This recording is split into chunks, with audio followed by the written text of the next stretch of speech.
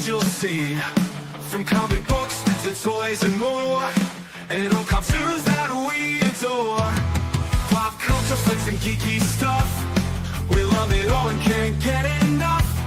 So settle in and enjoy the show. Please hit like and subscribe before you go.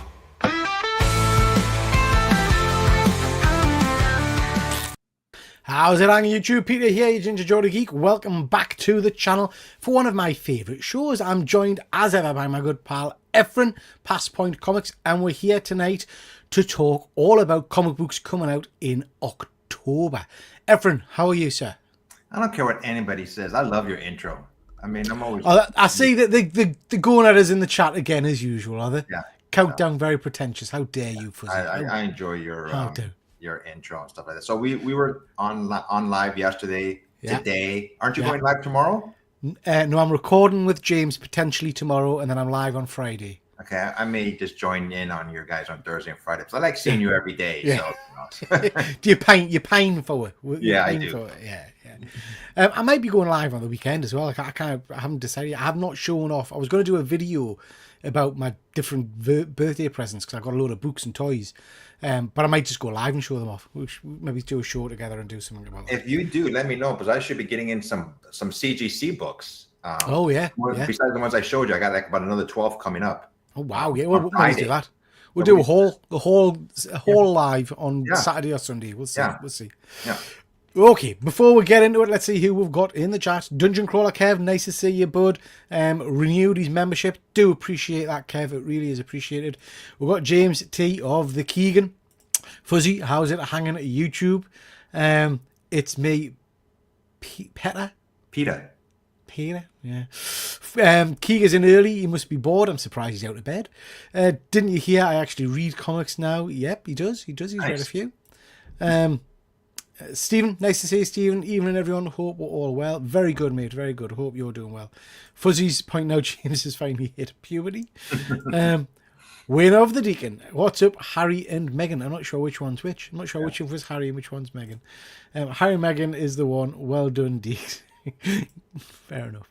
Okay, so we've got tons to get through tonight. We've got a lot of slides, Efren. So we're going to just crack straight on. We are talking, as we said, about all of the... Well, not all. Our picks of comic books that are coming out in October. So you can pre-order these now. All books in October. As usual, we've both kind of squinted through the solicitations and picked out books that appeal to us, that jump out. There are loads of books out there, so I'd recommend you go check out the kind of the solicitations yourself and see if you can find stuff that interests you. But these are just some of the ones that we liked the look of. Yep. Are you ready, Efren? Yeah, I'm ready. Let's go. So we'll start off, which is feeling a bit traditional because I think we'll do this every show. We're starting off with a bit of Star Wars. So I just really like these covers. It reminds me of the animated shows, Star Wars Rebels and all those shows, So I picked this one. I just like this picture of Anakin and Ahsoka in the background. So I might actually get this one, So I just like the cover. So this is Star Wars #6, cover C by Bengal. Says here, New Republic on the brink of war. Luke, Han, and Valance face off against a swarm of Clone War era threats. Princess Leia plays the only card she has left against the mounting threat. Even after all these years and decades, I'm still into reading Star Wars books. We all know what happens, But I just like these never told stories, so to speak. I've still not read a lot of Star Wars, to be honest, but I quite like that cover. It's quite plain. Do you know what I mean? There's not a lot of background to it, but I think that makes the characters stand out more. Yep, so, I agree. Now, Ahsoka has become my favorite character. Yeah, I really like that character. Very cool, very cool. I should say, sorry, what normally happens is Efren sends in his picks and I do my picks. If we've doubled up, I've just kind of replaced it on one of we'll talk about it rather than talk twice. So we've both picked this one, but this has got me really excited. This is Nova Centurion issue #1. Good old Richard Rider, back in the kind of the saddle as the last Nova Centurion. The world mind it kind of disappeared for a while, but they're bringing it back in the pages of this new ongoing series. So looking forward to this. Anything with Nova in it, I'll give it a go at least. when he's written well, he's really, really good. You know, there was when he kind of was revived, 10, 15 years ago, whatever it was now, and he had the world mind in his head. I can't remember who wrote it. Was it Dan Abernathy or something? Yeah. That was a cracking series. So, yeah, very keen to give this another go. Hopefully, it'll be a good read. You're keen on this one as well, Efren, yeah? I've always liked Rich Rider's character ever since he was first introduced. I think it was probably in the late 70s or early 80s. Forgot exactly when he came out. And even when they kind of replaced him with Sam Alexander, I always kept on hoping that they would put Rich Rider up front. Because to me, he's Nova. Yeah, I mean, Sam Rider's an interesting character, but I never really warmed to him as much as I do this version of Nova. So, yeah, pleased to see him back. Yep.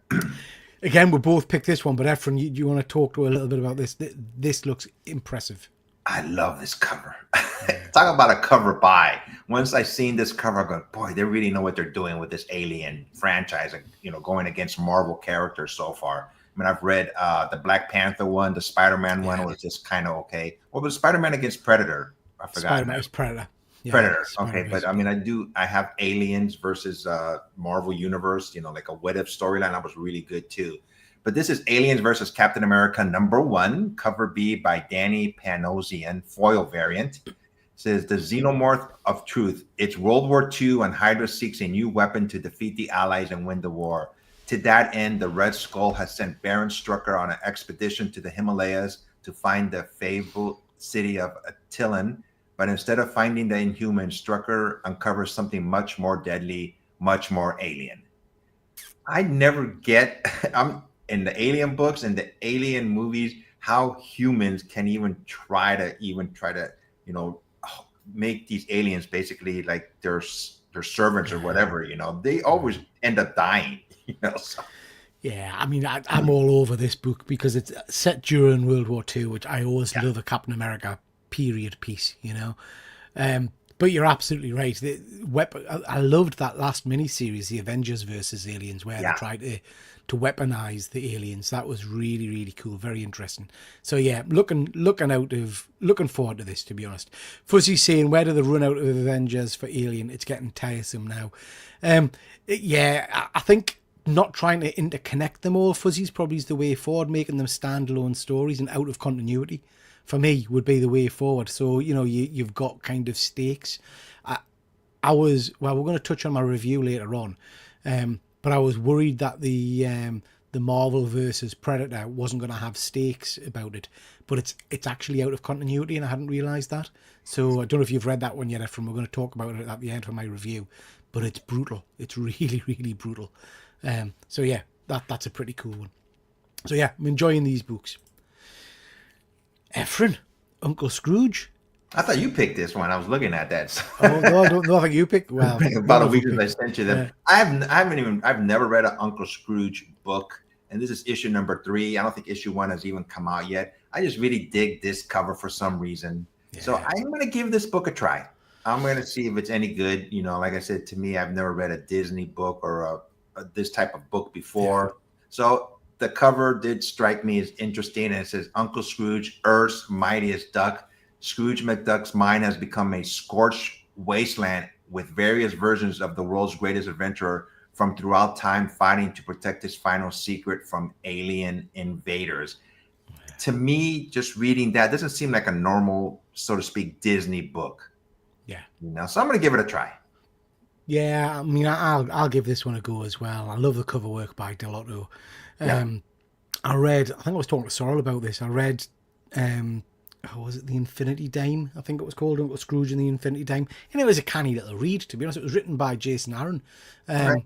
So yeah. Oh, so this is written by Jason Aaron as well. So I like his work, and he brings a bit of sense to this instead of being very kiddie and cartoony. It feels like a proper comic. So yeah, I'll give this a go. That's what I'm hoping for. Yeah. I can't remember if I picked this one or you picked this one, actually, Efren. This is Cloak or Dagger. Part of the the big X kind of event that's happening at the moment, the Age of Revelation.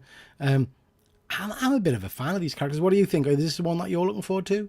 Yes, I don't remember who picked this one either. I think I did, but yeah, I'm looking forward to it. I'm just that the cloak character doesn't seem like the regular cloak character from the Marvel, 616 universe, Yeah. 666, whatever it is.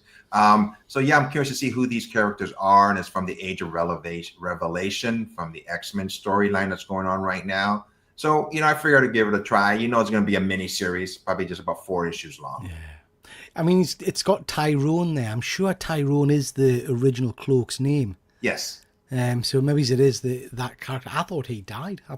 I'm lost off with these characters. I have to me be too. honest. I'm not sure. But yeah, there's lots of interesting crossovers and events coming from this Age of Revelation. I enjoyed the first few issues of it, so yeah, I'll give it a go. Again, an Age of Revelation. Now, I know you picked this one, everyone. Radioactive Spider-Man. Yeah, I mean, when it comes to Spider-Man books, I'm always going to read Marvel first, no matter what. I know we're all, we're into indie books now, and I really do enjoy them. But when it gets down to the matter, if I only could pick one publisher to read, it would be Marvel. Yeah. And then when it comes to Spider-Man, I figured I'd give this one a try. Another Age of Revelation from the X-Men series that's going on right now. It says the X-virus decimated New York, but Spider-Man won't stop fighting. In a desperate gamble, Peter Parker doses himself with lethal radiation to hold the infection at bay. Survival comes at a cost. While this may not kill Peter Parker, it sure messes him up. Weird little arms coming out of his sides there as well. Have you seen them? Yeah, he's mutated for sure. So Interesting. Give it a go.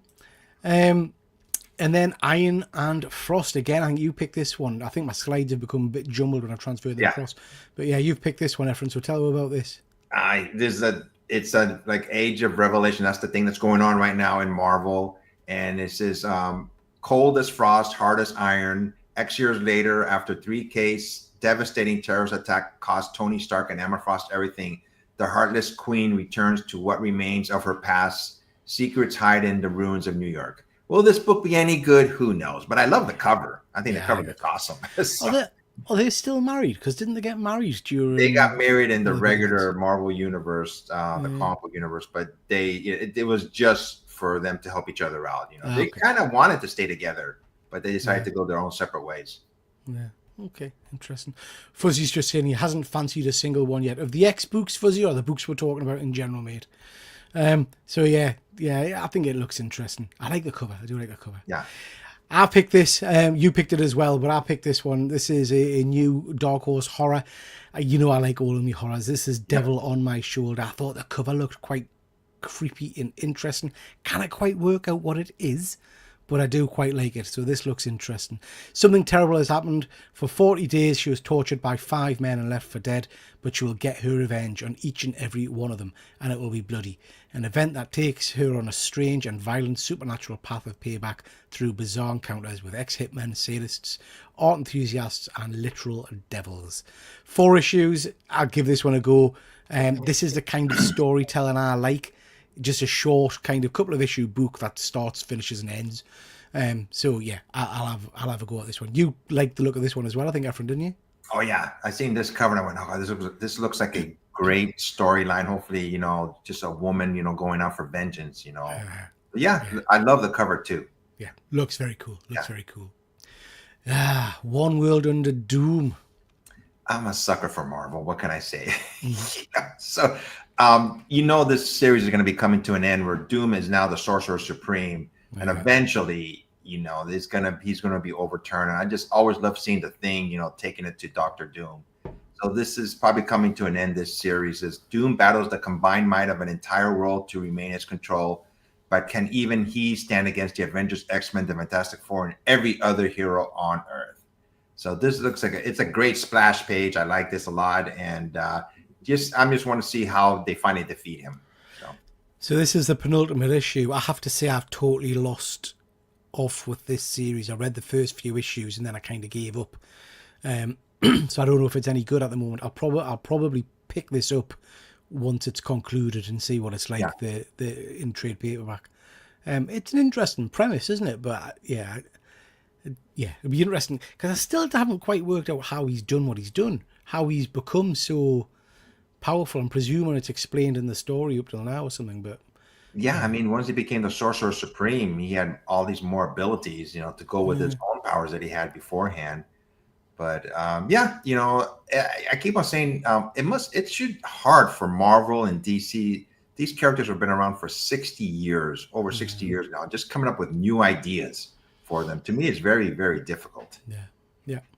yeah, looks cool. I'll read this, I think, in trade paperback format. I do like the cover, but I do like the cover. Yeah.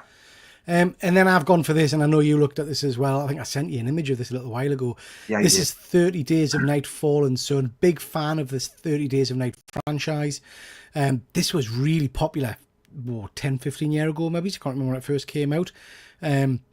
Basically about vampires descend on this little town of Barrow, where it's nighttime for 30 days and they're basically taking over the village. It's a great movie about the first series. This jumped out because it's revisiting the story, but it's written by Rodney Barnes, who I know we're both fans of. Yeah. So yeah, I'm keen on this. I think this could be really, really cool. IDW's hit horror franchise returns with a terrifying new tale. The town of Barrow has I can't pronounce it. Is it Barrow or Barrow? Has moved on. Those who remember the vampiric terror of 2 decades ago past would rather not talk about it. Would you stay there? Do you know what I mean? If you know that they're gonna, there's the potential of them being slaughtered, bugger, I wouldn't be living there anymore. Anyway, those who don't remember it don't believe the stories. Ignorance will be their downfall because a dark memory is stirring in the heart of remote Romania and it sets its sights on Barrow. I think this could be cracking, absolutely cracking. Rodney Barnes is a phenomenal writer. So yeah, I think this would be cool. James is saying love the movie. We should do the movie, James, for one good scare. It's one of my favourites. Josh Hartnett, I think, isn't it? Josh Hartnett? Never seen the movie. It's great, Efren.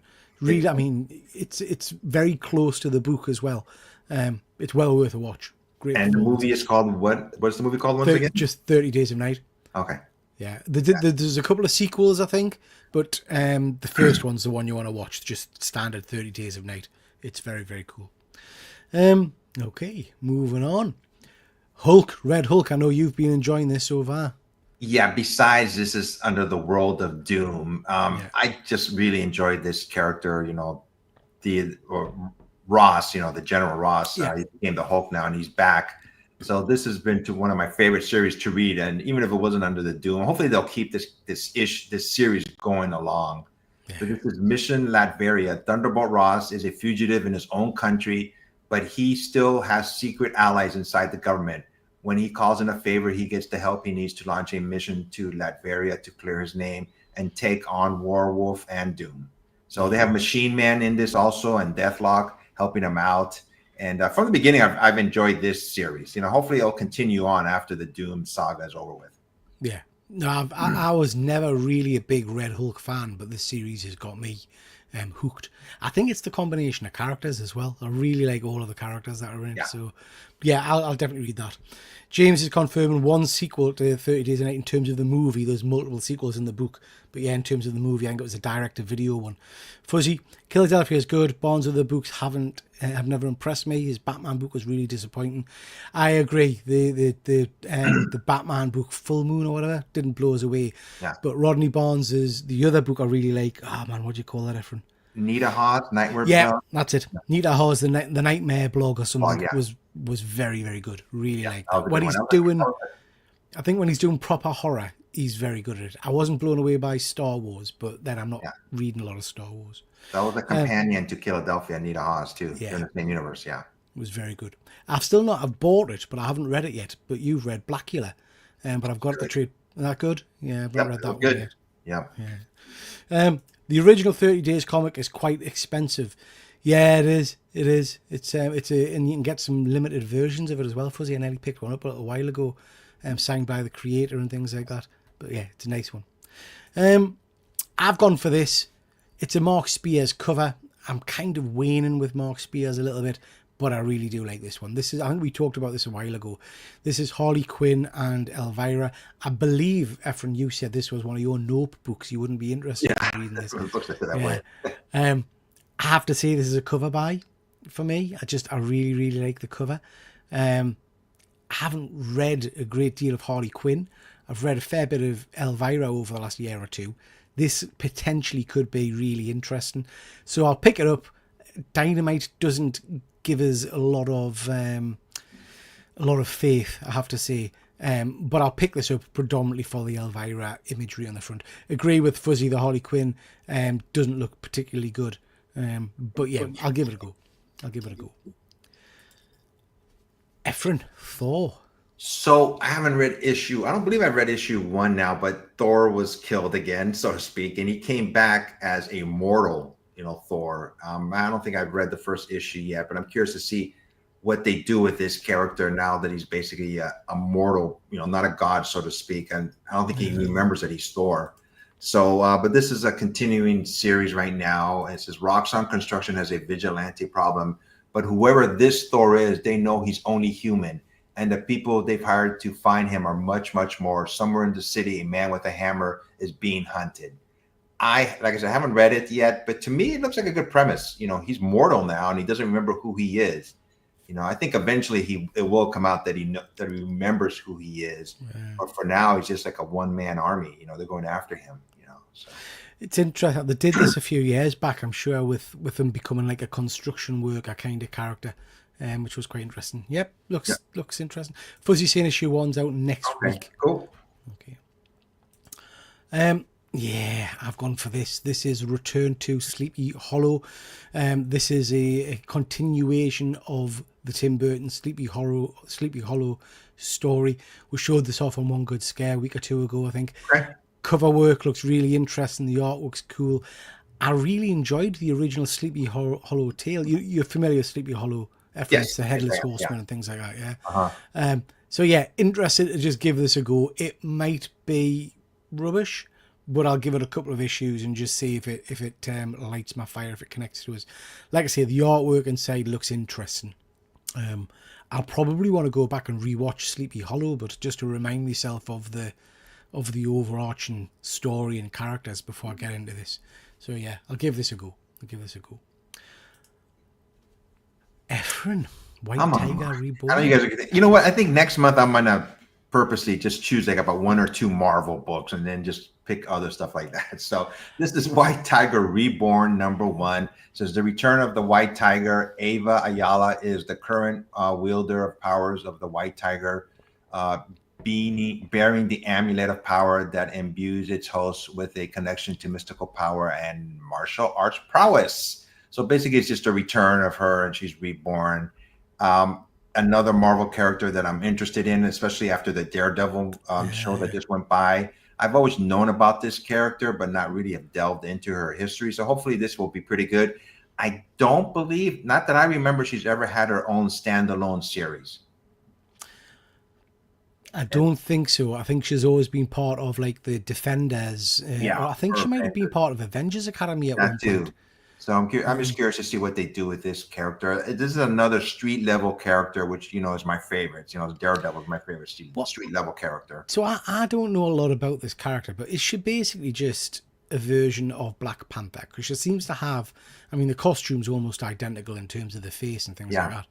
Is she just got like enhanced reflexes and powers, strength things? I know that amulet gives her powers, because in the Daredevil series, her uncle had it, and he died in the series. So it's just that power that gives her all these strengths, and it does remind me of Black Panther now that you mention it.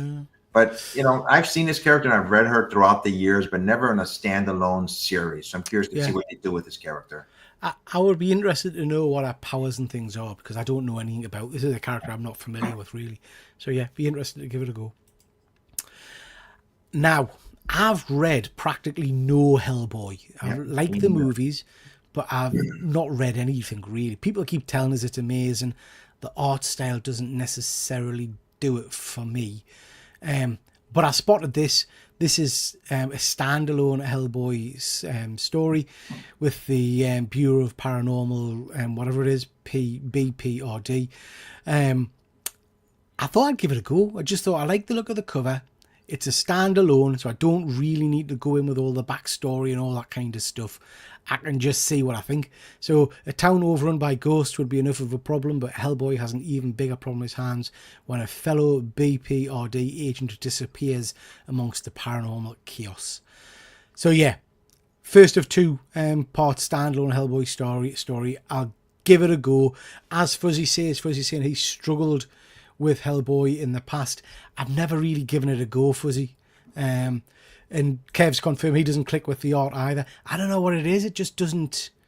It's never done it for me, but people speak so highly of it. And I did enjoy particularly the first two movies. So I'll try this, see if it's my cup of tea. If it's not, fair enough. But at least I can say I've had a go, you know? I've never read a Hellboy book either. This is only 2 issues long, so I think I'm going to read it also. And we'll talk about this one afterwards, see if we liked it or not, since we've never read it before. Basically, we'll do a review. We'll do a quick little review. We'll give it a go.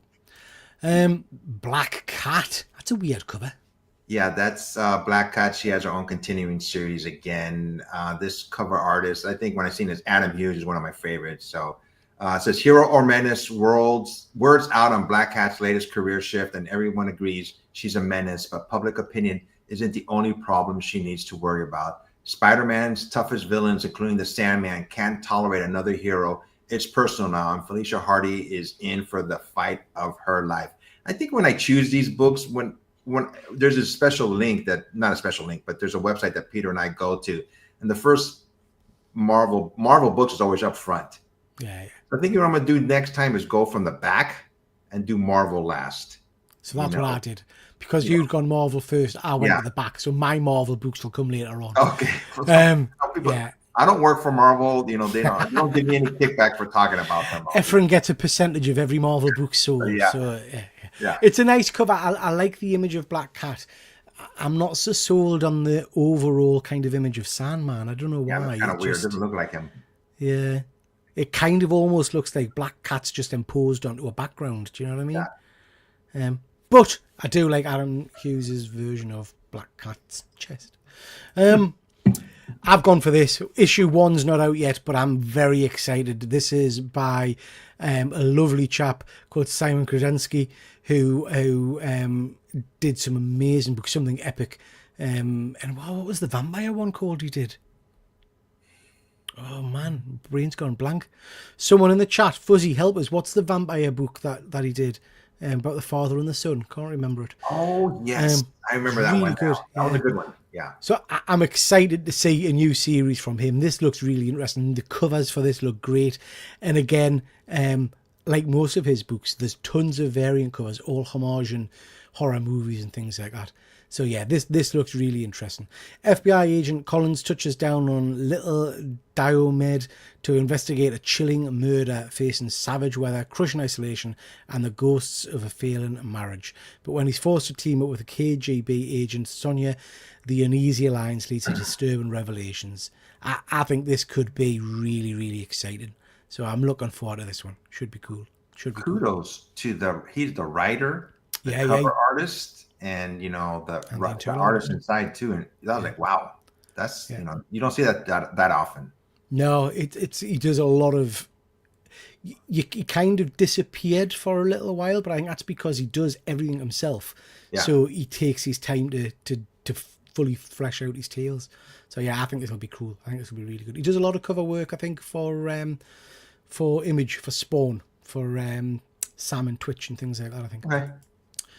Spider-Man Noir. I never got into this character at all, Spider-Man Noir. I know about him because of the animated show on the movies from Sony came out there specifically. I know Nick Cage is going to be starring in the series that is going to be on Amazon, I think, or Apple. But this one is Spider-Man Noir #1. Brush up on the coolest Spider-Man before he hits a small screen. Spider-Man legend Eric Larson puts on the writing hat to reinvent this Spider-Man like he did the original, and with rising artist Andrea Brocardo. It's the 1930s, and Peter Parker is a private detective by day, vigilante Spider-Man by night. Things were going well until a certain dame walked into his office to ask Peter to solve the case of her father's murder. I just like books that are out of the regular universe, whether they be what ifs or just Spider-Mans that we're not used to, reading about. So hopefully it's a good storyline. I like the cover though; it's pretty cool. Yeah, I really like the cover, and I'm interested in the story because I don't know a great deal about Spider-Man Noir. Yeah, and I'm looking forward to the TV show. I tell you what's got us slightly hesitant about this, Efren, it's Eric Lawson's name attached to it. Eric's not done any work for Marvel for a long time that I'm aware of.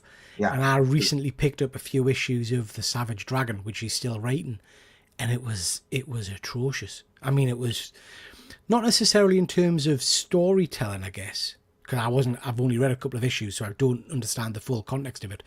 But in terms of how graphic he was with women and things like that, it was quite disturbing. Obviously, he's going to dial all that back for Marvel. Yeah. But I don't know. And yeah, it'll be interesting. And then Fuzzy saying there, Eric Lawson is an odd choice. See, Fuzzy, I absolutely agree, mate. Absolutely agree. Those Savage Dragon books, I think I talked about them on one of these shows. You did. The Savage Dragon book, yeah, Kev, that's right. The Mickey Mouse stuff was just bizarre. Yeah. Absolutely bizarre. So, yeah. We'll see. We'll give it a go. We'll give it a go.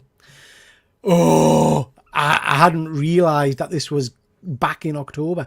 I knew I'd been missing it. So this is Rook Exodus issue number 7. It's been on a bit of a break whilst they got ready for the new kind of storyline, I guess. So new story arc of the acclaimed series returns. The quest to save Bloodhound begins. Once the most respected of the wardens, the father of Dire Wolf has disappeared, vanished off into the wildlife grid with whispers of madness falling in his wake. I loved this series, loved it, so I'm very pleased to see it coming back. Excited to get stuck back into the world of Rook. It was one of my favourites, to be honest. So yeah, I'm really looking forward to that. Were you reading Rook, Efren? I can't remember if you were reading it. I don't believe so, but if there's been a gap you said in between, I'll try to read it so I can. By the time this book comes out, I'll probably be caught up with it. But no, I don't think I've ever read it. Really cool concept. So basically, it's a while since I've read it, so reminders in the chat if I'm talking rubbish. But they're on basically another planet which has been terraformed for humanity, but that's gone wrong. So everybody's kind of evacuated the planet. But some of the people on the planet were called wardens, and they've all got these special helmets. So Rook wears the helmet, and his responsibility when they were trying to terraform the planet was to control the population of wildlife birds. So he can communicate and talk to birds. You've got another guy who's got like a hog helmet on. He controls hogs and things like that. So they've all got basically animal-based skills and abilities. And it's how they're basically infighting now and trying to build ships to get off the planet. Okay. Really cool series. Really cool series. Yeah. James, Spider-Man Noir isn't super hard book to write, though. Just do a classic Spidey story with a mobster twist. You would think, as long as he's not got boobies and things in it. Can't wait for more Rook. Same Kev. I'm looking for it. It's one of my favourites. Efren, Sabretooth. This is interesting cover. Yeah, Laura Kinney, Sabretooth, another Age of Revelation. Says the all-new Sabretooth. Years later, she's taken the name of once bitter enemy Sabretooth and fights besides Revelation himself. Why did Laura Kinney abandon her legacy? What secrets does she keep from the mutant world when loyalties, changes, and blood means everything? Yeah, I mean, another Age of Revelation. There's going to be tons of these books coming out until they revert back to their regular universe. So I've always been a fan of Laura Kinney. Of X-23. So yeah, I'm going to give this book a try, see what it's about. Give it a go. Why not? Why not? Now, Spawn. Have you read much Spawn, Efren? I don't think I've ever read I read Spawn and Batman when they had that crossover. That's about the last time I read Spawn. So you're exactly the same as me. I think Spawn, Batman, I read a couple of issues of the first series. Maybe it's the first 3 or 4 issues. I tried to read reminders in the chat. What was it? The one in the future? Rat City, I think it was called, or something. Couldn't get away with that. So I've never really, a bit like Hellboy, I've never gotten into Spawn. And then I saw this cover and I thought, oh, that looks a bit of me, kind of Vikings and sword and sorcery, not just Spawn stuff. And I noticed it's a 6-parter, kind of contained story. So again, all the stuff I like. I don't necessarily, I think, need to know all of the backstory for it. This might be my entry into Spawn. So this is Saxon barbarians and Harry Britain from the east. In the north, the Pictish threat looms from the west. Hyberians send raiders from the land. It sounds like sword and sorcery, Lord, what do you call it? Thingy of Thrones, Game of Thrones, that kind of stuff. So I'll have a try of it. I'll have a try, see what I think. Fuzzy saying I've gone rogue. I'm picking random books that I wouldn't normally read. Trying something a bit different, mate.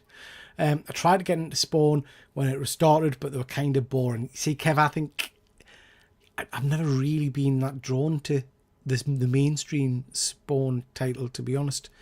I give this a go, see what it's like. Fuzzy saying I make a mistake every time with Spawn, thinking I'll enjoy it. Yeah. I can honestly say I'm not going to read this book, Peter. Let me know how it is. Not for you. I'll probably give the first issue a go and then think, nah, not for me. I certainly did that. Everyone was telling us that Rat City, which was Spawn in the future, was meant to be great. And I read a couple of issues and thought, this is dire. No, it wasn't Rat City, was it? Was it Rat City? Can't remember. It was rubbish. Efren, Rogue Storm. Yeah, another X-Men book. We're still in that age of revelation. Rogue Storm #1. Kill the goddess, save the world. Years later, when Earth's god's gone, only Aurora Monroe, the mutant god of storms, remains. She is goddess driven mad by dark magic and grief. Now a storm threatens to freeze the world into a new ice age. Rogue leads a team of killers and legends. I like the fact that she's gotten mad by dark magic and grief. I like to see what they do with this character. But everybody knows Storm, she's such a good hero, so to speak, in the regular, comic universe, Marvel one. So I'd like to see her do a 160 and go crazy, see what her powers are, see what's going to happen with this character. Yeah. Another one I'll probably pick up and give it a try. Yeah. Why do I know that catchline, kill the goddess, save the world? What's that? Oh, it's from that show, Heroes. Kill the cheerleader. That's right. That was something about the cheer. I knew that rang a bell for some reason. I can't remember the exact quote, but it was something about the cheerleader, wasn't it? See, I loved Heroes when it first came out. Season 1, excellent. Yeah, it went downhill, but didn't it after season 1? Heroes, Kev. That's right. Heroes. Yeah. This cover jumped straight out. This is obviously a homage to Dark Knight. This is Super Creepshow. So again, a horror-based book. It's a one-shot, so just a whole host of little stories in it, which again appeals to me. Ultimate Creepshow experience is an absolute must-read. Join the creep in a special celebration of superheroes, new, old, and very, very disturbed, in what's possibly already being called the most important comic book of the year. It's basically a collection of horror-based superhero stories with little homages and things, but some great writers. I think this could be cracking. So yeah, definitely be picking this up. Love the cover to it. I think this could be a little good one. Yeah. What do you think? I agree with you 100%. It's just a one shot, so I'm definitely going to read this book and, probably pick it up. So it's more than one story, right? It's a kind of a collection of short stories. Yeah. So it probably is going to be a bigger book than a normal. I would have thought so. Yeah, I would have thought so. Yeah. But yeah, could be great. Great. So looking forward to that one. Ooh, Aquaman, Efren. Here we go. Now, no more Marvel, guys. So well, I might have some Marvel. So you will have some Marvel. These were my picks. So Peter's going to have some Marvels at the end. Aquaman, #10. I have been reading this series and I really like it a lot. So this is a continuing series as the Dark Tide returns, cursed treasure, ghost pirates, spooky mysteries abound as darkness rises from the deep, awakening creatures long since dead. Something is infecting the high seas, and it's up to Aquaman, the avatar of the blue, to defend it before it's too late. He's gained extra powers since that series with Amanda Waller, when she took all the superheroes' power. Most of the powers went back to their heroes, and some of them didn't get him at all. Like the Flash, the original Flash, he lost his powers completely. But some heroes picked up additional powers, and Aquaman was one of those to pick up additional powers. Okay. I read the first issue of this, I think, and I enjoyed it, but I just never went back to it. Yeah, it's good. It's a good storyline so far. Yeah. Welcome, Stephen. Hope you're well, and welcome, Phil. Nice of you to join, bud. Defo picking up Super Creepshow. I love the other Creepshow books, and I'm all over this. Yeah. That's right. He's got Mira's powers. There we go. Thank you. Yep. He can bend water, can't he? He can. Yeah. Pretty cool. Bit of Transformers Issue 25 of the IDW series. Can't believe we're up to issue 25. That's crazy. 2 years, That's crazy. basically. Yeah. Crazy. Yeah. This was great when it first started, by Daniel Warren Johnson. I really did enjoy it. It was lovely seeing Transformers back in the kind of the spotlight a little bit. But I think it's fair to say I've kind of dropped off this over the last 6 months or so. It kind of got a bit samey. So I have faltered with it a little bit. So this is a jumping on point for me, really. Daniel Warren Johnson is leaving the series, and we've got new writer Robert Kirkman, who I absolutely adore. Robert Kirkman's one of my favourite writers. And we've got art by Dan Mora, who is a stunning artist. So I think this could be pretty damn good. So looking forward to picking this up. Hope it reignites my passion for the franchise, and we'll see where it goes from here. This one you getting, Efren? I started reading this series because I had never read a Transformers series before this new series came out. And just like the Teenage Mutant Ninja Turtles, their most recent one, I've never read a turtle book, so I decided to start reading them. And I have enjoyed it, since I like the lore, the history of the Transformers. Kev just saying he reads this for the Joe connection. It's interesting, Kev, when they restarted the Energon universe and we had Transformers, Void Rivals, Duke, Cobra Commander, Scarlet, I believe, I read all of those. And then I don't know why. I'm blaming the fact that there's just too much stuff to read. But I just never really picked up the G.I. Joe book. And I don't know why, because I would have probably enjoyed that. So if you're still reading it, Kev, is it good? Is it worth a read? Has it connected to the overall universe? Because there was a lot of excitement about the Energon universe, but I've kind of lost that now a little bit. I don't know. People don't seem to talk too much about it anymore. But I did love it when it first kind of came about. Efren, Batman and Robin, year 1, issue 12. I have really enjoyed this series. It has, Batman, and when he took Robin, under his wing, so to speak, in his first year, how he's well known as Nightwing now, this mature character in the DC universe. But he was a kid, and he did it, or a kid or close to a teenager, and he did very, immature things, in the first year. Batman has to take him under his wing. Batman saying, did I do the right thing of adopting him? And, Dick Ward, wants to do his own thing, because he was a kid, basically. So I have really enjoyed this series, and it's coming to an end, it's Batman and Robin year 1. Yeah, I'm going to pick this one up in trade paperback when it comes out. A lot of people are saying it's great. Fuzzy saying in the chat there, best DC book all year, good it's finished. So I'm going to get this one in trade. I'm hoping they'll do an absolute edition of this. I have to say, I don't think we've got a slide note on this one because it's probably finished by October. But I'm really enjoying the Red Hood, the Jason Todd mini-series that's out at the moment with all the painted interior artwork. Have you been reading that one? Yeah, I've been reading that one. And they did a Batman and Jason Todd's Robin year 1 too recently. Yeah. That's been pretty good too. But this one I have really enjoyed this storyline.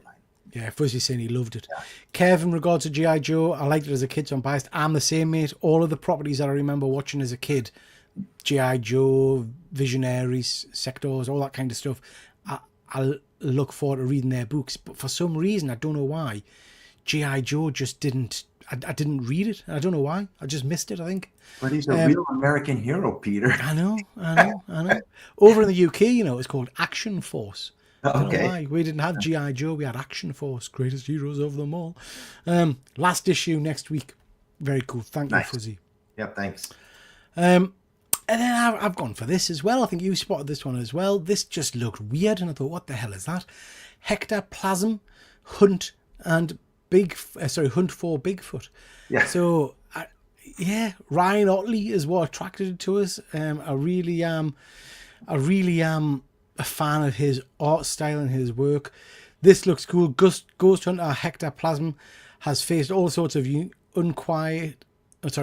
spirits in his travels. But a series of murders in a Pacific Northwest town leads him to confront a creature more solid than usual, Bigfoot. That could be fun, That could be fun. So yeah, I'll give this one a go. Is this one you're interested in? Oh, heck yes. I just like these stories that are different. Never thought they would, we read a book about Bigfoot, somebody's going after him, and whatever, Hectoplasm, Hunt the Bigfoot. But the picture on the right, I go, is that supposed to be Bigfoot? See, not the big one that we know of. It's like a ghost kind of thing, isn't Yeah, it? that's what I thought so too. So yeah, curious, to read this book, definitely. Fuzzy's just saying the guy who's writing this writes Blood and Thunder, which is a book that I Oh, really enjoy. I've been reading that book too. Yeah, it's very cool. Yeah. Fuzzy's saying, you did read G.I. Joe 1. It was all over the place. See, that's how little my brain's retained it, Fuzzy. You are right, I'm sure. I just didn't read on for some reason. I don't think I was overly impressed with was it the Destro miniseries leading up to it? I seem to remember not being blown away by that. I can't remember. Von Hoot is in the chat. Start over. Just finishing up Neighbours, and I'll be right with you. No problem. We'll start from the beginning again, Von Hoot, as soon as you're back, bud. Red Coat, Efren. I know you like this book. Yeah, this is a continuing series that universe. I forgot the name of the universe that it's called, but it's Red Coat number 16. Ghost Machine. Yeah. Oh, Ghost Machine. Thank you. That's the imprint, yeah. Yeah, this character has been around since the Revolutionary War. If you haven't read it, he basically barged into this. They were trying to, I think, make Benjamin Franklin immortal. Yeah. But he got involved in it, and then the immortality went to him instead. And he's kind of like a rogue character, and he's just going throughout history. He hooked up with Albert Einstein when he was younger, Annie Oakley. But not the problem with him, but he can't leave the United States. Yeah. Something happens to him if he leaves the United States. But anyway, this is Red Coat number 16, 1909 part 2. Simon's immortal secret is about to be exposed, but the consequences will be as unexpected as the villainous threat to America. Desperate to unlock the truth behind his powers, Simon seeks out one of the remaining founding fathers and is shocked by who he meets. So I have really enjoyed this series, and it just goes from, year to year, decade to decade, what he's trying to figure out what his path in life is now that he's immortal. Yeah. Very cool. I'm enjoying that one as well. Yeah. Von Hoot, shameless plug. Since I'm in digital issue number 6, I thought I'd catch up and read the first 5 issues. I sort of feel bad for soiling it with my presence. Absolutely awesome sci-fi book. So digital is a great series by Rich Watkin. It's on Kickstarter. I've got all of the first 5 issues, I think. And I've given them away on this channel a few occasions. I think I've still got a few in my giveaway box as well. Great series. Von Hoot is going to be in issue 6, and I've seen some of the preliminary artwork, and it looks spectacular. So well worth trying to catch up on that. Rich has got back issues, and he's also got trade paperbacks. So check him out and jump on that. But yeah, going to be cool to see you in the pages. It's I gotta read already. it now. If I buy it, can I send it to you and you'll sign it for me? So. Oh, absolutely. I'm sure you will. I'm sure you'll give it a nice beak print. Yeah. But yeah, very cool. Now, this is interesting. So I've gone for this cover artwork by Daniel Warren Johnson. This is another big DC event. This is DC Comics Knockout, issue number 1. DC's major 2025 event is here. Scott Snyder. I'm a big fan of Scott Snyder's writing. They welcome you to the slugfest of the century. Basically, it's hero versus villain versus hero in kind of wrestling matches and fights. It could be stupid and it could be silly, but it might also just be a bit of fun as well. So yeah, loads of different covers for this. I know Daniel Warren Johnson isn't everybody's flavour, but I quite like that cover. Von Hoot is in the chat. He'll tell us if I'm getting this wrong. Is that a suplex that he's doing there or something? I don't know. But some kind of wrestling move. But yeah, this could be interesting. It could be trash, but I've got a bit of faith in Snyder. So yeah, we'll see what it's like. Efren, Rockefellers. This is a group of family who has to go to the past to escape some authorities that are looking for them, because I forget exactly what they have they're capable of doing to save the earth in the future, but some government types are after them. So the family goes to the past to basically hide from them. And the main bad person that's after them turns out to be the main character's sister. Ah, right. She's been transformed to some type of cyborg, but just weird looking what she's done. And she's the main, basically bad person that's going after them. She finally finds out where they are in the past. And that's where I'm at right now with this storyline. Yeah. But this has been a good story. It's written by Peter J. Thomasy. It says, it's Halloween where costumes galore fill the neighborhood streets. But there's one particular costume that looks pretty great, and it's from the 21st century. And it's worn by Raina Rockefeller, who's finally that's the person who's finally hunted down the Rockefellers with their own ideas of trick or treat. Yeah. So I really have enjoyed this series a lot. I didn't think I would, but it's more, they're like a family union and they're trying to stay together in the past, and these kids, and they have a son and daughter and the husband and wife and the grandfather. So I only read the first 2 issues of this and I dropped off, I have to say. But have you realised the cover is a homage to all the other books, or a lot of the books we've been talking about? So you've got her dressed as Redcoat, and the granddad at the back there is dressed as what you call it from what's the horror comic, Hyde Street. Oh my god, Plinky the thingy. You've got Geiger as the little girl.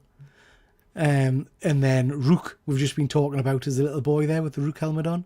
Never even. I don't know who the dad's meant to be. That almost looks like Clark Kent now that you mention it. Yeah, Pranky. That's it. Thank you, Fuzzy. Pranky. Yeah. Yeah. Really cool. Really cool. I like that. Oh, that's cool. I never noticed that. Wow. Yeah. So I have been enjoying this series. Fuzzy's saying he dropped off Hornsby and Halo. Yeah, I only read the first issue of that, bud. I absolutely love Rockefellers. It's really fun, and like how it's like how he wants FF to be. Okay. Yeah.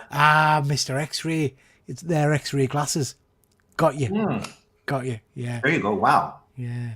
Glad you mentioned that. I buy all the Ghost Machine books. I'm weird about keeping runs full. There've been some great stories, Kevin, to be honest. I mean, the Ghost Machine stories in general have been some of my favourite books of the last couple of years, to be honest. I really like them. Just Rockefellers didn't fit for me for some reason. I've gone for this. This is a cover buy, to be honest. I just thought the cover looked absolutely stunning. This is part of the absolute DC universe. So, we've got Wonder Woman, Superman, Batman, Martian Manhunter, and Flash. This is celebrating the 1-year anniversary of the absolute universe, and it's time for the villains to stand united. So this is Absolute Evil. It's a one-shot, and it's got some stories all centering around villains from the absolute universe. Again, give it a go. Should be interesting. It's got it's written by Al Ewing. Normally quite like his writing style. So yeah, this is going to feature Ra's al Ghul, Veronica Cale, Eleanor Thorne, Hector Hammond. So some really cool characters, and the mysterious Joker. So yeah, I think this could be pretty cool. Pretty cool. Fuzzy's just saying Al Ewing never does it for me. He wrote my favourite run on Hulk. Fuzzy, so not. It was Al Ewing that did Immortal Hulk, wasn't it? I think so, yes. Yeah. Yeah, he did Immortal Hulk, Fuzzy, so I always give him props for that. And I quite liked some of his Spider-Man stuff. So yeah, I'll give this a go, but I love that cover. I think the cover looks very, very cool. Very cool. Now, Efren, you've picked this, but I've been reading this and I'm loving it. So this is getting near the end. Tell a little bit about this one. Me too. I didn't think I'd like this book, but I started reading it. It's in black and white, and basically, when this character falls asleep, some entity comes out, right? Some evil entity that's in him. So I think we're only up to. I haven't read the latest issue, so I think we're up to issue 4. My presumption was that it was a werewolf and he was turning into a werewolf, but seeing this cover, I'm thinking it's not now. So I don't know. I don't know if that's revealed in issue 4 that we've already seen what he turns into, but certainly something happens at night. And you're only seeing in the comic what he's aware of when he's awake. So when the comic ends, that's him going to sleep and the monster coming out. And when the comic starts in the next issue, that's him waking up, which I think is an incredible little idea. Yeah. It's been a really good storyline. I didn't think I'd enjoy it as much, but I have enjoyed it a lot. It's really, I'm curious to see how it ends.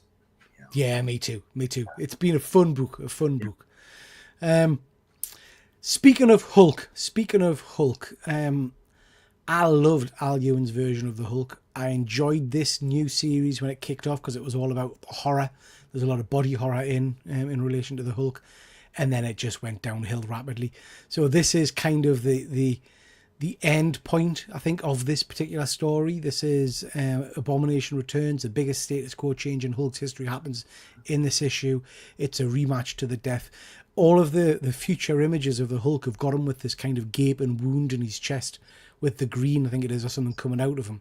So, yeah, it's also a bit of a key. First appearance of the Mother of Horrors. So I'm hoping this kind of draws to an end, this particular tale of the Hulk, and we get something fresh going forward. But I was there at the start, so I think I'll be there at the end just to see what it's like. And I do like the cover artwork. I think the cover looks really cool. I like that image of the Abomination. It just seems like they've done so many reiterations of the Hulk now. You know, Immortal Hulk, and this one's more horror-based, this ongoing series of the Hulk. Sometimes I kind of miss just the old Hulk smash. Yeah. Yeah. Absolutely. Efren, something is killing the children. So I recently read that James Tynion said this book is going to go to at least 100 issues. Yeah. So this is continuing Something is Killing the Children, issue number 44. The stakes have never been higher in this latest issue of the award-winning horror series. Left to fend for herself, young Erica's latest hunt turns deadly fast as the fate of the townspeople teeters on the edge of disaster. Caring for an injured Jessica only complicates an already dire situation. They have been going through this arc so far. It's been over a year now that this is like the earlier days of Erica Slaughter, you know, like when she was like a teenager. So hopefully they'll go back to the present time, because I really like that character more for some reason. Yeah. You know, her older self, you know. But I have enjoyed this book from the beginning. Yeah. I'm reading it in hardback. I buy it. I like buying the collected editions rather than single issues, but it's been a great story. Tynion is king of drawing things out. Absolutely agree, Kev. Some of his tales are stretched wafer thin. I mean, Nice House on the Lake lost me by the end. I couldn't be chewed with it. But this is good. I quite like this one. And then I've gone for this, back to Marvel, but exciting this is a Punisher Marvel Knights issue number 1.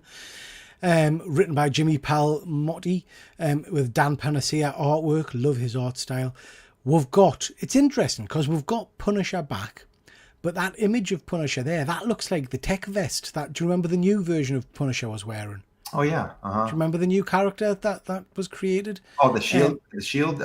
Yeah. It looks more like that to me. But just excited to see more Frank Castle back. It is confirmed this is Frank Castle.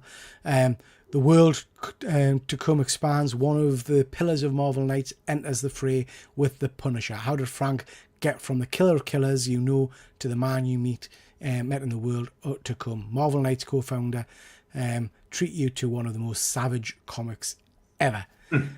Cannot wait for this. I think this could be very, very cool. Kevin is just saying, I read them all, but he can make 3 pages out of a walk to a car. Absolutely agree. I felt the same, Kevin, just going back to Tynion with what was the one that started really interesting, but then I just lost my way with it? About computers. World Tree. Do you remember World Tree? I started reading that, but I just dropped off on it, you know. Yeah. I just didn't read it, you know. I just lost interest in it after a while. Really quick question. Mm-hmm. You know those Red Band books that Marvel has them now? I've been reading some of them. I've just read the recent Electra book, and it had a Red Band issue. I go, this is totally unnecessary. Oh, absolutely. It's just money to the storyline. Yeah, it's just money making. Oh, slap a bit of blood on some of the pages, but it's not for me. Yeah. Supernatural. I'm a big fan of Supernatural. If James is still here, I know he is too. You know, this is just Supernatural number 1. The brothers Winchester's return. Get ready to hit the road again with Dean and Sam as they prowl the highways and byways of a small town America in search of demonic wrongdoings to put right. Set between the foundational first and second seasons of the landmark television series. I just was a big fan of the TV show. Every year at Comic-Con, that's the one panel that I would go to. It was on a Sunday. And it was a cool series. I really enjoyed it. This is more like a nostalgic pick for me. Fuzzy's just confirming. Keegan's just had a moment in his sink. Filth. James is getting 5 blank covers for this. Yeah. Very cool. After a while, right? Oh, God. Yeah. I've picked this one. I'm hesitant with this because I've not been a big fan of these black, white, and red or black, white, and blue or whatever. books, but this cover looked interesting. This is Black, White and Blood and Guts. Face front horror fans, it's October. You know what that means. It's a season of ghouls, goblins and other horrifying haunts. And unfortunately for your favourite heroes and villains, but frightfully fortunately for you readers out there, mighty Marveldom, the Marvel Universe is far from immune from the effects of this time of year. Pardon me. So just a collection again of horror stories, monster stories and things like that. I thought I'd give it a try. And see what it's like. The cover looks interesting. It might be rubbish, Efren, but Yeah. we'll go. We'll have a go. Yeah, I'll read the first one too, see if it grabs my interest. Von Hoot is saying, I like Supernatural, but wouldn't bother with the comic. Might buy a bunch of the photo covers to spec like a dirty flipper, though. Filth. Great trade dress, Richard. Yeah, Fuzzy, it is quite nice, that one. I quite like that one. Yeah, it is cool. I'm hoping they do a blank variant for that, because it would be nice to have some Marvel-based horror books I can get sketches on. And that's whack from those picks. Some good books that month. So please do make sure you check them out. Let me know what you're buying in October. Some interesting ones. As usual, me and Efren have both picked 2 books that we're going to avoid. We're not interested in reading. We've already talked about one of them. But let's see what we've picked. Efren, you've picked 1776. I just don't know about these books. When it goes back in time, to me, it just doesn't grab my interest. There may be a great storyline, but it says Revolution Warriors Assemble. Calamity strikes when a mysterious force decrees. I can't even read that. Writing is too long, too small. So, Sorry, guys. I don't know. I just don't like this storyline. I don't think it's going to be that interesting. Looks like they're going back in time to save time as it was back then, to make sure everything goes according to what it should be. I don't know. It's written by J. Michael Straczynski, who's a pretty damn good writer, mind. I like his work. I didn't realize, I was watching a documentary the other night. So J. Michael Straczynski, I can't see his name, Straczynski, is a guy who wrote Babylon 5. Then he did a lot of Spider-Man books. He came up with the Ezekiel story in Spider-Man, all that kind of stuff. I hadn't appreciated he was one of the guys that was designed with creating and writing She-Ra back in the 80s. He designed the cartoon and everything, which was interesting. So yeah, I've gone for, and I know you've said you're keen to pick it up, I've gone for Thor issue 3. And I'll tell you why, Efren. One, I'm a massive Alex Ross fan. You know that. Oh, sure. That cover just bores the hell out of us. It's construction work out with a hammer. I don't know why, it's just not doing it for us. But more importantly, I just want them to leave Thor alone. I mean, they've screwed around with him and killed him and brought him back and then killed him again and then brought him back and then put him in a mini-series with the Serpent Society and killed him in that and then brought him back. And I don't know.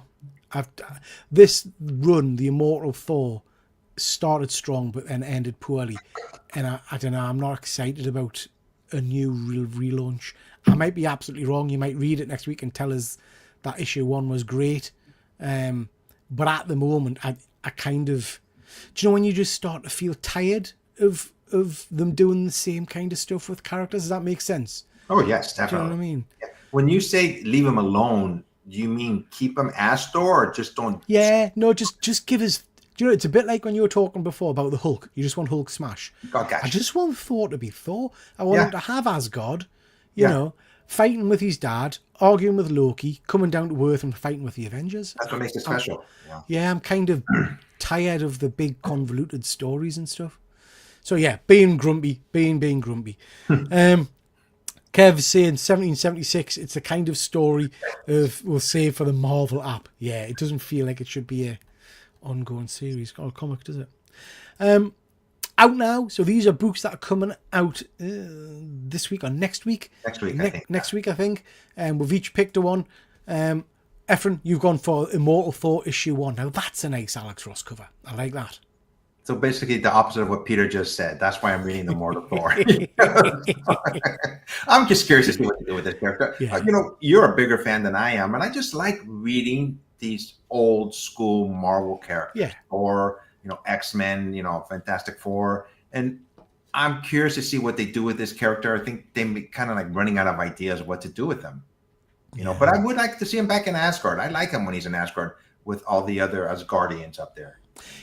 I will be interested, I guess, to see what they're doing with this version of when he's not Thor, because I'm sure we've had years ago that exact kind of persona where he was a construction worker with a big rucksack carrying it around and stuff like that. I think he was called Ericsson or something.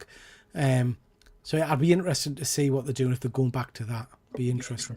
You're not thinking about the character that they killed off, Eric Masterson. No. Okay. This was a kind of a alter ego of Thor where he retained all of his strength and everything, Gotcha. but went and worked on a construction site and stuff. Eric Masterson was an architect, so he was on construction sites That's right. as well. So That's right. Yeah. I've gone for Mark Millar's Nemesis Forever. I'm a massive fan of this particular character. I think they've done great stuff with him over the last few miniseries he's been in. This one picks up where he's a billionaire now. He's one of the richest people in the world, and it's what he's going to do with his newfound wealth and power. I just think this could be great. I love the design of the character. He's basically the anti-Batman. So yeah, looking forward to reading more Nemesis. I think he's just an interesting character. Fuzzy is saying the last Nemesis series was fantastic. Can't wait for this. I've ordered a great J. Lee variant. Oh, I've not seen that variant, Fuzzy. Drop us a message on Insta, bud. I don't think I've seen that one. We've got Def Prime. Welcome. I'm up for more Nemesis any day of the week. Yeah, I just think he's an interesting character. Really, really cool character. So looking forward to that one. Couple of reviews for you, ladies and gents, before we call it a night. So myself and Efren are reviewing a book each. Efren, we're going to start with you. West Coast Avengers. Can I just say, what a stonking cover. I love that. Love that. This book took me completely by surprise. I went, oh God, another Avengers book. But I have really enjoyed this series for some reason. This is the book first came out in November of 2024. It's written by Gary Dugan and penciler Danny Kim. It's Iron Man, War Machine, Spider-Woman, Firestar, and even Ultron. But Ultron's been split like into different type of personalities. And this is a good Ultron, and he's trying to, but then you think Ultron, so regardless if you're good or bad, we're not going to let you into this group. And then the Avengers on the East Coast, they come visit and they're saying, what are you guys doing? How can you let Ultron into your group? And this is, we're going to keep your eye on it. And then the bad Ultron comes back and he starts fighting against them. And there's one splash page. I went, damn, I wasn't expecting this. Ultron basically stabs, Iron Man through the back. Okay. They show him coming out. I went, damn, this is a good storyline. It's like a redemption of not just Ultron, but other villains that are becoming part of the West Coast Avengers. I'm not sure how long this series is going to last, but this caught me by surprise, and I have been enjoying reading this storyline. Okay, very cool. Very cool. I think I read the first issue, but I might go back and reread this one. I've gone for Predator Kills the Marvel Universe. Be interested if anybody's read this in the chat. This is kind of the continuation of the Spider-Man versus Predator series we've just had. I've completely misunderstood these series, so I don't know why, but I thought they were in continuity. I thought this was part of the current MCU. So you might remember when I was talking about this book saying, I was worried about it because there'll be no stakes because people can't die in it because they're not going to kill all the Avengers kind of thing. I was absolutely wrong. This isn't in continuity. This is its own self-contained universe story, whatever. This first issue picks up on the back of the Spider-Man series. I think it's 6 months after it. Okay. Kraven the Hunter has joined the Predators. And he's now working with the Predators, and he's basically drawn them up a hunt list of the greatest people to fight on Earth. The initial issue, the initial kind of few pages is the Predators arriving on the Guardians of the Galaxy starship, and they kill every Guardian of the Galaxy, just wipe them out, chop heads off, arms off, which was really surprising. They then go to the moon, and fingers in ears if you don't want spoilers, but they take on the Fantastic Four. The slice Reed's arm off, punch Ben off the moon and into space, and they behead the Human Torch. Wow. So I was like, wow, this is not what I was expecting. I was expecting, no stakes kind of thing. I really enjoyed it. It's simple storytelling. There's nothing complicated here. but it was good fun. Lots of nice artwork, and I'm excited because it has got stakes. People are going to get killed in interesting ways. So yeah, really enjoyed it. Really thought it was good fun. Looking forward to. I'm more excited for this than I was originally. I was expecting to hate this. So yeah, was good. Okay, guys in the chat, Fuzzy is saying we need a Nemesis show. Is it Marvel by any chance? Both of these are Marvel. We've both reviewed Marvel books. I'd be shocked if they actually introduced Xenomorphs and Predators into canon. Yeah, well, I thought that's what was happening, but not. Yeah, it would be cool. Kev, I've got to get this Predator book. It's worth reading, mate. It is worth reading. I'm a big Craven fan. Yeah, he's working with the Predators in this. It's very cool. One thing you mentioned in the past, Peter, that 20th century logo, get rid of it. It kind of takes away from the picture. It's just ridiculous. I don't understand why they slap it on there. It's bloody awful. What's coming up on your channel, Efren? What's going on over in Passpoint Comics? If I ever get together with you and James, we're going to try to do that 3-question show that I've done for months now, where we ask each other 3, independent questions which we have no idea about, and 1 regular question. I'll send you guys another message. We got to set up a date for that one. I always enjoy doing that one. Peter and I were talking in the background. We may do an impromptu show Saturday or Sunday. Yeah. So. Show and tell. We'll do a show and tell type show. Yeah. Yep. Yeah. That'd be fun. Fuzzy's just sent us the image. I don't know if it'll show on the camera of that Nemesis Forever. Fuzzy, I have to say that's horrific. In a good way. That's pretty darn. Oh yeah, you can see it. Yeah. Blood coming out of his eyes and his mouth. I like that. I know Jay Lee. Nemesis character, but I think I've read one story about him. He's very cool. Very cool. He's like the anti-Batman, basically. He's very cool. Okay. So yeah, looking forward to that. So yeah, Efren, we'll catch up over the weekend, hopefully at some point to do a show and tell. We've got memberships available on the channel. Doing much better with memberships than I expected and anticipated. So thank you so much to everybody that is supporting the channel. We really do appreciate it. Tuesday night, we've got the usual show. All your news, reviews, quizzes, giveaways, all that kind of stuff.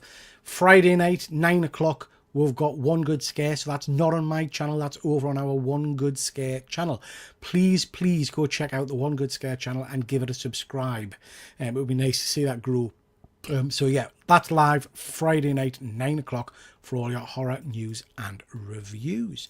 Von Hoot hosted an Upper Deck Marvel trading card break on Whatnot earlier and pulled some of the most amazing one-of-one original art card. We'll put the pics and insert tomorrow. Very cool. Very cool. Yeah, let us see that, Von Hoot. Worth checking out Von Hoot over on Whatnot. He's selling some amazing Marvel trading cards, so please do check that out. James says, sounds good. Fuzzy says, see you in the chat. He goes, yeah, you were invited. You were invited, James, but never mind. Yeah, of course you can come, Keegan. Of course you can come. You'd cry if you weren't. Do books come out on Wednesday for you guys as well? They do, mate. They do. So books out today. Yeah. Okay, right. Thank you so much, Efren. Been an absolute pleasure, as always, bud. We've got 15 people watching. Please do hit that like and subscribe. Really would appreciate it for my channel and also for Efren's channel and also for One Good Scare, please. It would be much appreciated. Thank you very much for joining me. But for now, that's your whack, and we'll catch you next time. Bye. Oh, Efren, sorry, are you going to keep those CGC books for Saturday, Sunday, or did you want to show a few off now, did you say? I got some. If you got a little bit of time, I'll show you some of the books. Yeah, show us some books. So I got these books. We'll make you big. Hang on. Okay. I got these books at a CGC, at San Diego Comic-Con. I went to, I dropped them off to get it graded, which was in July. So these books basically took a month to get here, which is pretty good. I didn't fast track them. I cleaned them, pressed them myself, and I got 4 of them back. And I'm going to get another 12. So we'll show those 12 on Saturday or Sunday. Yeah, superb. And I don't know the grades of those. So, we'll be surprised for both of us. I'll save the best for last. I was surprised I got it in this grade, this last one. Okay. Give them some type of did you say CGC, Efren? They're all of them were CGC. I didn't fast track them. I just, dropped them off at the convention. I just like dropping off books there because I save on shipping. Yeah. One thing, and I know they have them in their hands, so it's because they lose them when they ship them across to you guys. Because I'm in California, they ship them all the way to Florida. The first one is Werewolf by Night 32, the first appearance nice. of Moon Knight. Moon Knight, yeah. Oh, 7.0. That's Yeah. nice. That's very nice. So that's the first one. Have you not got that already, Efren? No, I never had that one before. Oh, okay, I thought you had that one. Very All these cool. other books I've had in the past, and I sold the one. This next one is Marvel Spotlight, the first appearance of. Hang on a minute. Have you just said you're going to keep the best book till last, and you've just shown our first appearance in Moon Knight? The best book for last, grade wise, and probably the best book. Yeah. So yeah. Yeah. So these are gonna be big books. Fair enough. Got you. So this one is the first Ghost Rider. Right. Okay. 3.5. Very nice. Very nice. Marvel Spotlight. That's a love. I've always loved that cover. That's a great book to have. Great book. And like I said, I have 12 coming Friday, so hopefully they'll get here Friday. Then we'll try to do a show Saturday or Sunday. Yeah. Okay, there's a big one. I always talked about this book when I first got it. I don't know if you remember, Peter. I told the story. I only picked up one of them, and there was a whole stack of them, and it was just 50 cents, and I was like, You're not gonna say Giant Size X-Men 1, are you? I am. So I got another one. Yeah, of course. I mean, that's incredible, Efren. That's a beautiful book. Yeah. So this is the big one. I mean, 7.0 in that book's really hard to get because it's a square bound book, I think, isn't it? Yeah, very cool. Those are tricky to press, but they're square bound books. I don't want to crush the spine when I press them.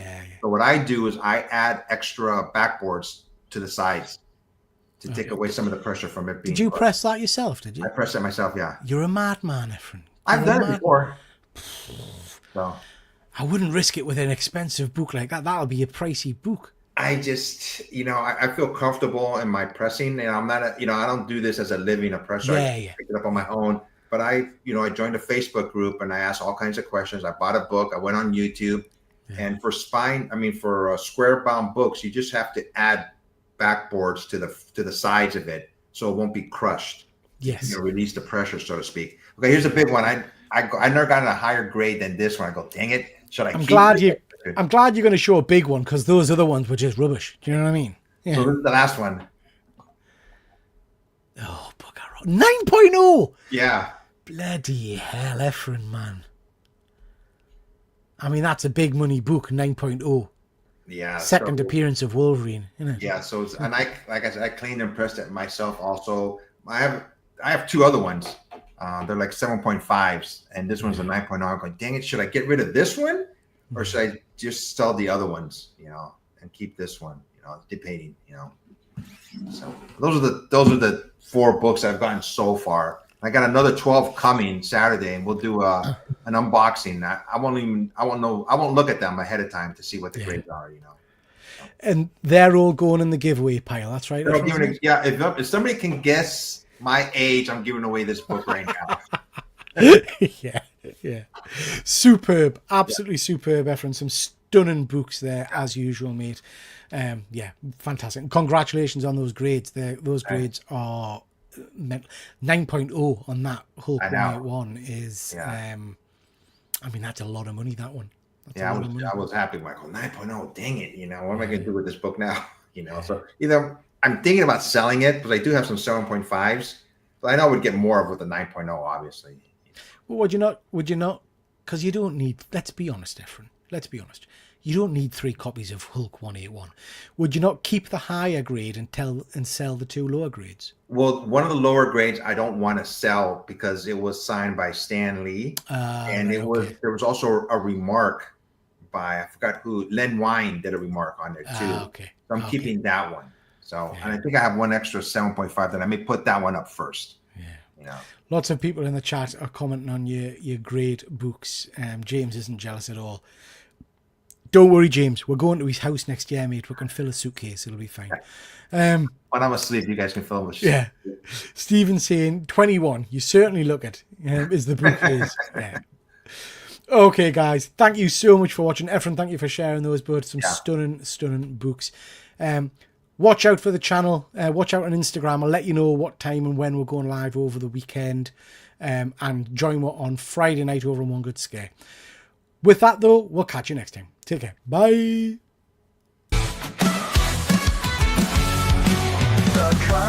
curtains close, it's time to go. We really hope you enjoyed the show. Check out my channel for more geeky fun, and hit like, subscribe before you run. All that remains is our thanks to you, from Triple G and his YouTube crew. We really do hope you come on back, but for now, that's your whack. Yeah, that's your whack.